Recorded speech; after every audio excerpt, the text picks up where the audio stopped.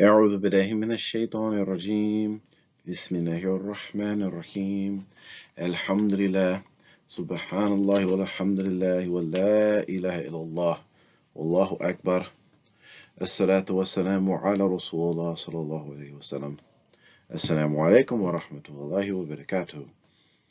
So this is going to be a video series that I'm going to work on getting finished, inshallah, that talks about how to deal with the cult members of TMOA, or the people that want to defend TMOA, whether they're actual TMOA members or apologists, and these sorts of things. We talked about putting together the book, but I don't know if we'll ever actually get time to do that. But inshallah, this video series will be put up there, and people can benefit from it. Because one of the things that we found, as far as those that actually have dealt with extensively with giving dawah or teaching or whatever word you want to use to TMOA members, it's the same argument. It's the same discussion, literally over and over and over. They use the same talking points. They use the same flawed logic. They use the same tactics. It's literally having a conversation with the same person over and over and over. So you have to know some of these things when you go into talking to these people, whether it's your family members, your friends, people that want to challenge you, whatever. And hopefully this will actually benefit some of the TMOA members so that they can actually start seeing the flaws in their own reasoning and rationale, so they can wake up. So hopefully this will be beneficial. What we're going to do is I'm going to talk about a few preliminary things, some things that you can keep in mind when you actually do deal with TMOA members. And then I'm going to just go through some, we'll call them case studies of people that we have dealt with, and just go through the stuff that they say, the responses that they give, to kind of show you like what really happens. And I'm not going to repeat the same type of argument that they bring up. I'll bring up the stuff that's unique to them, but just know like they all bring up kind of like the same thing. So we'll just call them case studies. We're going to keep the individuals' identities anonymous because they did contact us, and a couple of them made it a point to be anonymous. They didn't want to be known, not known to the public. Another one didn't really make it clear, but it's not really about who the person is. It's really about what the people are saying, and they're all saying the same thing. So the first thing that we're going to get into is the pillars of, you can call it a debate, but it's not good to go into these conversations or these engagements with the mindset of a debate. I like to think of it as a conversation or a dialogue because it prepares you mentally. So I just came with some quick things, some pillars. These are the things that you want to establish clearly within yourself, and also with preferably the person that you're dealing with. Okay. And now it's great to just lay these things right out in the front before you actually start talking about whatever you're going to talk about. That way everybody's kind of like on the same page, even though I'll tell you right now, these people will not hold to this because, well, it's obviously because the reason why they won't hold to this is because they can't keep up with the conversation with staying inside of this box. And I'm going to say the pillars, I'm going to say the 5 P's. I tried to come up with something that's going to be easy to remember. The first P is the principles of Islam. Think about the principles of Islam. So when I say principles, that means everything that you're going to talk about has to be in light of, or in the paradigm of, the Quran and the Sunnah. Okay, we're not going to get into like your opinions or your feelings or your emotions. We want to talk about the Quran and the Sunnah. Everything that we're doing, this is the criteria, is the Quran and the Sunnah. That's the first thing. So you want to establish that with the people. Okay. The second thing is that you want to clear up is, what is the purpose, especially when people reach out to you. Like, what is the purpose of this engagement? Is the purpose that you want to just lecture me and tell me how you feel and not actually listen to what I want to say? And at that point, you can make an individual decision of whether you want to engage in that or not. Is the purpose that you actually want to debate me, which has a different type of rules of engagement, right? When you debate somebody, there's There's rules established for debating, right? You come, you present your argument, you present your proofs. I get to give a rebuttal, then present my arguments and present my proofs. Like, that's what a debate is. Or do you want to have a conversation? Do you want to have a dialogue? Do you want to talk back and forth? Because you have to be very clear about this, and you actually have to make people say these things, because what happens is when you're not clear on the purpose or the intent of the engagement or the conversation, people come to you and say, hey, listen, I want to have a conversation with you. I want to have a dialogue with you. When really what all they want to do is preach to you. They just want to, they want it to be one-sided. They want to say what they want to say, and they want you to listen, but then they don't actually want to hear anything that you have to say. Okay, so you have to be very clear on what the purpose is. The third thing is priority. Priority. Okay, what you want to do is you want to make sure that whatever things that you're talking about, or whatever issues that are being brought up, you're dealing with the most important things first. And I like to compare it to having a house on fire, right? We're together about to have this engagement, and we're inside of a house that is on fire. And we're going to come together and say, what should we do, right? What's most important? And when you're inside of a house that's on fire, you're not going to have a conversation about, you know what, the grass is kind of high, we need to mow the lawn. Okay, the grass is kind of high, but you know, there's a house on fire. Let's talk about the house being on fire first, right? And in the context of dealing with, like, say, TMOA or any cult, you know, you want to talk about the most important issues first. So what they will want to do is they want to talk about the issues that they have with you, especially if you're giving public dawah, because no matter how good you are, there's always going to be some kind of flaw within your own dawah. This is always going to happen. Okay, there will always be a flaw within your dawah, and they'll find that flaw, or even make up a flaw, and they want to talk about that. I want to talk about how you laugh too much. I want to talk about how you said the word nigga.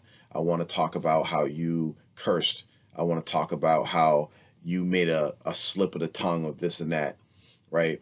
That's what they'll want to talk about. But like, for instance, with the cult that we're just getting deal with, we're talking about TMOA. They don't want to talk about shirk, but you have to get your priorities a lot straight. Okay, shirk is more dangerous than any of the other things. It's more dangerous than, you know, us laughing or you laughing too much. It's more dangerous than you making a mistake in what you said. It's more dangerous than you insulting somebody. It's more dangerous than even slander. Okay, so I say that because you want to get your priorities together, because it's not fruitful to talk about things that don't matter as much as, say, for instance, your house burning down. They want to talk about cutting the grass, or maybe the drippy faucet in the bathroom, instead of talking about, like, okay, the house is burning down and you don't want to talk about that. So make sure you establish what the priorities are, and that's what you're going to talk about. Fourth, proof. You have to keep these people accountable on having proof. And proof, there's a difference between proof and evidence. At least they have to bring evidence. Okay? Evidence leads to proof. So, and you have to have it equitable. What I mean by that is it has to be fair. So, for instance, I'll give you an example. If someone comes to you and says, you did X, Y, Z, like what happens in our case, they come to us and say, you slandered so-and-so. Okay, how did I slander? Okay, give me an example of how I slandered somebody. And most times they won't even be able to give you an example, right? They just say these vague terms. You're slandering people. Okay, how did I slander somebody? That right there, you're establishing and asking them for evidence, right? Where's your evidence? Where's your proof that I slandered somebody? And what they'll say is they'll make a statement. You slandered somebody by saying X, Y, Z. Then when you say, no, I did not say that, then what they will do is say, okay, prove it. And you're like, right there, you'll be confused.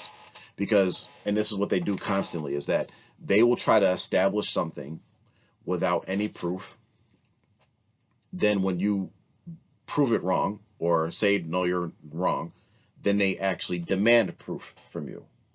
Okay? That's not how that works. You come with evidence and make your claim. Then I have to provide my evidence to counter your claim. Okay? So keep it equitable. Keep these people to a standard of proof. If they do not hold themselves to a standard of proof, be careful of going down a rabbit hole of where all they keep asking you for is proof when they are not even a people that accept proof. Okay? But again, the proof's out there and you can provide it to them. They will deny it. Most of them will deny it, but it's there. But when you're having these conversations, make sure that you're holding them to a standard of having proof. And parlay, I had to go on Google and look up for some synonyms for this one. But parlay, what parlay means is dialogue. It means conversation. It means two-way, right? And this is why you want to make sure you establish, like I talked about, like the purpose of our engagement. You want it to be two-way. You want to have a dialogue. You want to have a conversation. And this is why I said that, like, it's not good to think about this as a debate, even though this is what it actually turns into no matter what, right? You don't want to be in a position where people are just telling you what they want to say and not listening or not even allowing you to say what you want to say. Okay, if it's going to be one-sided, that is what someone's preaching to you. Okay, if I wanted to listen to someone support TMOA and preach to me, then I would, you'd be in the Jamaat listening to their Friday sermons or watching Mubarak Jelani's missed courses, right? Make sure it's a two-way thing. Listen to them and really listen, because that's where your key is going to be in actually debunking a lot of stuff that they say, is really listen to them and make sure that they accept to listen to you, okay? So the next is the various methodologies that are out there, or not say out there, that you can use to kind of debunk TMOA. And there's only one main methodology. All these methodologies can be employed, but you really want to stick to one, at the most two. But as you get proficient in all these different tactics, you will be able to slide back and forth and use them at your disposal to thoroughly refute or show a person how wrong they are with this TMOA falsehood. So the first, again, you want to stick within the Quran and the Sunnah. Okay, the Quran and the Sunnah. Let me be very specific about the Quran and the Sunnah. When you say the Quran and the Sunnah, that means we want to use the Quran and authentic hadith and the meanings of the Quran and the authentic hadith in order to support what we are saying. And there's a methodology even within that. That's the one only accepted methodology in accordance to Sunni Islam. And that is, what did Allah say? Okay? So if someone brings a Quran ayat and they try to use this ayat to support what it means, right, what they're saying, you have to go back to what does that ayat actually mean and what is Allah saying. And the first thing is that Allah explains the Holy Quran with Holy Quran. Okay? Then if they bring an ayat or a hadith and we can't find something specific where Allah explains what that means in the Quran, then we go to what did Rasulullah say it meant, because Rasulullah gives tafsir on the Holy Quran and on his hadiths. He explains these. This is what he was sent for. Explain the meanings. If we can't find it with what Allah said and what Rasulullah said, then we look to what did the Sahaba say this means. Okay? What did the Sahaba say this mean? And then so on and forth. There's a pecking order. And if we don't have something that the Sahaba specifically said what this means, we go to the Tabi'een, what they say, because they're going to repeat what they learned from the Sahaba.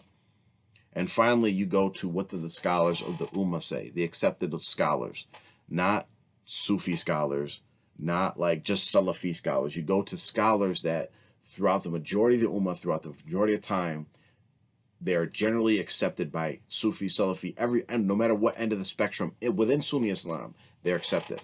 Okay? You just can't pull someone's opinion like, oh, this is what so-and-so said. It has to be something that is a consensus among the scholars. And that's, again, if they are not already spoken about by Allah, Rasulullah, and the Sahabas.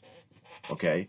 Because what will happen is people, they will come, they will bring like a Quran ayat, and we'll give you examples of this, and then say, this means this. When in fact, it actually does not mean this. And what you will find, which is very interesting, is whenever someone who's trying to defend TMOA or Mubarak Jelani's teachings, and whenever they actually do get to the point of trying to bring the Quran and the Hadith to support their beliefs, what they bring, 9 times out of 10, I haven't seen a time yet, what they actually bring is actually a direct refutation to what they're saying. And we'll give examples of that. The second methodology is to use your common sense. Okay, the common sense. Now, like I said, when you stick with the Quran and Sunnah, you can't lose. The next 3 methodologies, they have weaknesses with them. They have risks associated with them. And the reason why I put common sense second is because you will have to use common sense to try to point things out to these people. However, the danger is, right, as they say, common sense isn't common, unfortunately. So there'll be times when you will give them very rational and logical arguments, and within their own logic, they won't stick to it. They won't use their common sense. They won't use their mind or the reasoning that Allah gave them. But again, you give it to them, you could use it to them, use it for them to use their common sense. And I'll get into this when we start giving examples, is you allow them, you establish the reasoning and common sense before you actually get to your argument, right? Because what happens is, right, and I'll give a very basic example. First you say, hey, 1 + 1 = 2, correct? And they'll be like, yeah, that of course. And then you could say, what happens if somebody who's supposed to be a mathematician, they claim to be a mathematician, but they say 1 + 1 = 536. Then it will say something like, well, obviously they don't know how to add, and I'm not going to take from them that they're a mathematician. Obviously they're lying because they don't even know that. Like, they'll say something very simple. They'll agree with you when you're outside of the context of TMOA or Mubarak Jelani with the common sense. So it's good to establish whatever you're trying to say before you actually get to the argument. Because then after you'll see time and time again, once you get into the argument, the common sense argument, right? Once they realize you're actually talking about Mubarak Jelani or you're talking about TMOA, their common sense goes out the window, right? So in the same example, if you started off by saying Mubarak Jelani said 1 + 1 = 536, whatever number, they will find a way to justify it. Well, if you take 1 and 1, you add on 500, and then you take the other one and actually represent, they will find a way to justify it, right? But when you establish that common sense logic and determination and understanding before you actually get to the argument of how it relates to Mubarak Jelani, then you give them a contradiction, because they'll actually have to recognize that, hey, I just said that this doesn't make sense, but now they have to think, why am I saying it makes sense just because Mubarak Jelani is saying it? You see what I'm saying? Well, that's the weakness in common sense, because a lot of them just throw common sense to the wind. They'll throw the Quran and Sunnah to the wind, but so there's that. The third methodology is to use Sufi scholars to refute or debunk or show the errors in Mubarak Jelani's teachings or TMOA. So the most common one, easy one, is to just go right to Sheikh Abdul Qadir Jelani's teachings and see how they contradict. And now the issue that comes with this methodology, one, you have to use Sufi scholars or sheikhs that have been quoted or have been said to be accepted by Mubarak Jelani. And I gave a few examples right here. You have Sheikh Abdul Qadir Jelani, Sheikh Ali Hajwari, who they call him Dada Sahib, and you have Sheikh Ibn Arabi. Now the problem with this is is that these guys are just scholars, alleged scholars, within the Sufi realms, except for Sheikh Abdul Qadir Jilani. He's an acceptable scholar in any circles you go to. But the problem is when you're going to scholars is that, one, it doesn't matter who you are. If you're not Rasul Sallallahu Alaihi Wasallam, there's possibilities you're making mistakes. If you're not the Sahabas, there's a higher possibility that you're making mistakes. If you're not a Tabi'een, there's a higher probability that you're going to make mistakes. So all these sheikhs are going to make mistakes. And the problem with when you're using someone that can make mistakes as your authority or as your basis for as a proof or evidence is a possible. What they can do is bring up something else that they said that actually could be wrong. Okay, so that's the problem with that. The second problem that is that if you are not already familiar with their teachings, what this requires of you to do is actually go research and study their teachings.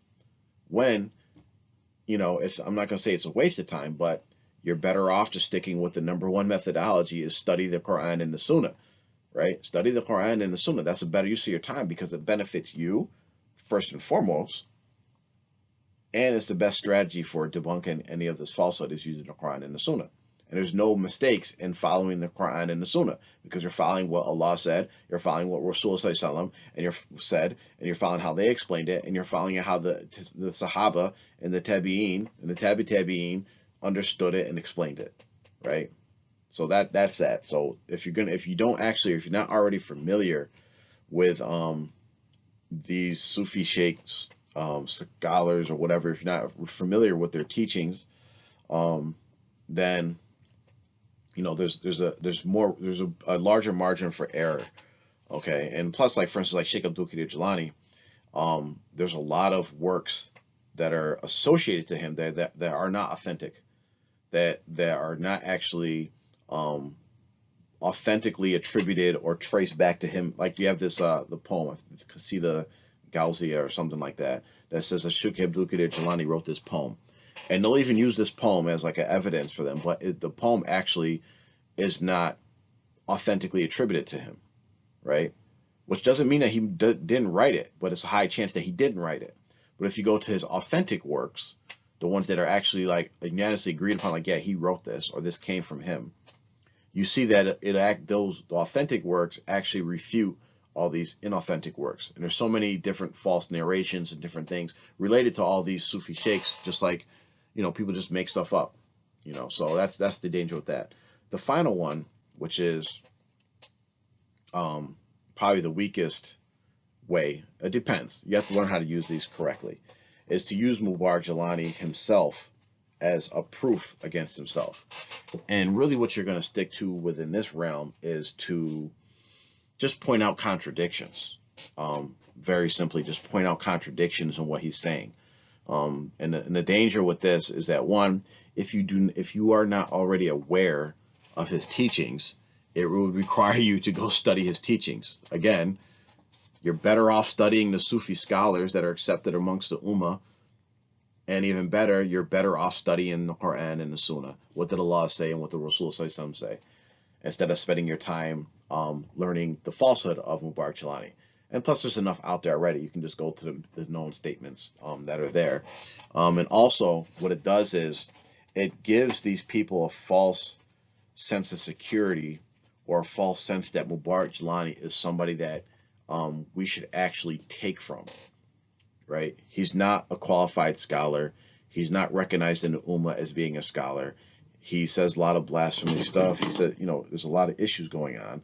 So he should not be taken as an authority. So what you always want to do is just pull up contradictions in what he said. Okay. So just a brief recap is that we talked about the pillars, the 5 P's. Is that first one, the principles of Islam, which is that we're going to establish the Quran and Sunnah as our talking paradigm. We're going to establish what the purpose of our engagement is. Do you want to debate? Do you want to have a conversation? Do you want to preach to me? Priority, you want to make sure that you're talking about the things that are most important before you talk about things that are less important. Proof, you want to make sure that you establish the conversation or the dialogue or the debate or whatever it is that your engagement is that it's established upon proof. And you want to make sure that if they ask you for proof, that they are also providing proof. Okay, if you're providing proof, then we can be on a station of proof. But if we're just saying our opinions, then when I say my opinion, don't ask for proof if you aren't providing proof. In parlay, you want to make sure that the engagement is two-way. You want to make sure that's not a one-sided engagement. You don't want people just coming to you, giving you their 2 cents, and then they think they could just walk away. Remember, our purpose is to give dawah. Our purpose is to try to get these people, the individual you're talking to, or the people that you're talking to hear the message at least. Remember, it's not your job to guide. It's Allah's going to decide whether someone's going to be guided. It's our job to deliver the message to the best of our ability. And then we talked about some methodologies. The first methodology and the most important methodology and the only foolproof methodology is to stick with the Quran and Sunnah. How does what Mubarak Jilani say, or what he said, what he taught, what he did, and what is said and what is done in TMOA, how does that violate the Quran and the Sunnah? And within the Quran and Sunnah, we have to stick with the correct methodology. What does Allah say? What does Rasul say? What do the Sahabas say and how they understood it? That's the methodology, okay? The next one is to use our common sense. First, we have to make sure our common sense aligns with the methodology of the Quran and the Sunnah. Personally, individually, we can't just go winging around our common sense. Okay, our common sense is thrown to the side if it contradicts what the Quran and Sunnah is saying. But make sure that you can use your common sense and try to establish the logic and the common sense reasoning before you actually use that same reasoning to show how what they're thinking and what they're doing is wrong. Because once you get inside the paradigm or the context of TMOA or Mubarak Jilani, their common sense goes out the window. So you have to constantly put them in situations where they acknowledge the common sense rational thought outside of the context of TMOA. Then you bring that same context inside of TMOA, and every single time they will go outside of that box of the common sense, but hopefully in the quiet time and when they're alone with their thoughts, these things will come up and get them to think more. The third one is you could use the teachings of other Sufi sheikhs. Like for instance, like an example would be like Sheikh Abdul Qadir Jilani says that Sufis should wear black, whereas Mubarak Jilani said wearing black is haram or forbidden or whatever, right? Direct contradictions, okay? Then you could use Mubarak Jilani's own words against him or against the people that are saying stuff. A good example is, and again, there's risks with that because Mubarak Jilani really just says anything, whatever floats his boat at the time. So you will find that he will say one thing in one instance and say another thing in another instance, or do something else in another instance. Like for instance, he's said on tape how halalas are haram and how it's prostitution, but he himself has engaged in halalas and ordered people to do halalas. So like if you're talking with somebody and they say, halalas are permissible and you could do it, blah, blah, blah. You could easily say, well, your own sheikh said it's haram. So now what?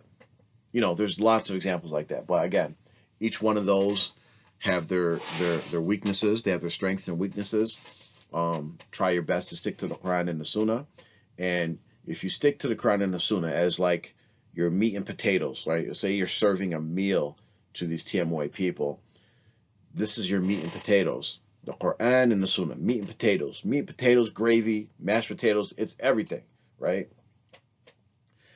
The common sense, the stuff that the Sufi sheikh and what Mubarak Jilani says, that should be like your salt and pepper on top of your meal. That's it, okay? So you have your meat and potatoes, which is the Quran and the Sunnah, meat, potatoes, and veggies, and then the common sense, the Sufi sheikh's quotes, the contradictions of Mubarak Jilani, that should be the stuff that just like puts like the extra little bit of flavor on the meal, okay? And I'm going to end this off with just some warnings that we want to keep in mind when you're dealing with people.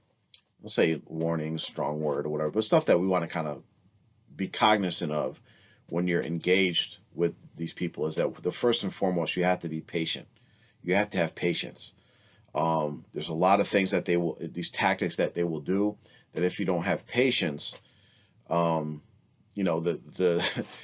dawah or the conversation will go downhill really quick, because they will quickly insult you.